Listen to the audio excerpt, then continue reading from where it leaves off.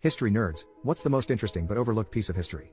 The time a pope dug up another pope's skeleton, put it on trial, found it guilty, had it reburied, dug it up again, and chucked it into the river. So, Pope Stephen VI really hated the guy that was the pope before the guy that was the pope before him, also known as Pope Formosus. Stephen hated this guy on all levels. It was pretty much all because of powerful families and politics and grudges.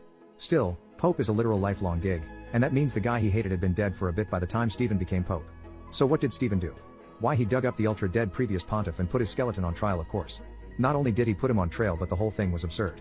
It was a formal trial, with judges and so on present. The skeleton, literal skeleton, sat there on trial and was appointed a lawyer to defend his case. The Pope asked the skeleton, "When you were Bishop of Porto, why did you usurp the universal Roman See in such a spirit of ambition?"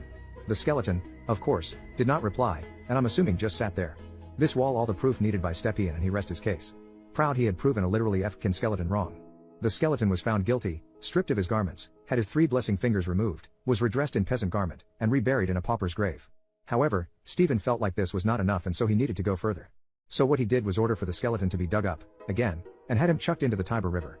Rumor says, the skeleton had washed up, and it had begun to perform miracles.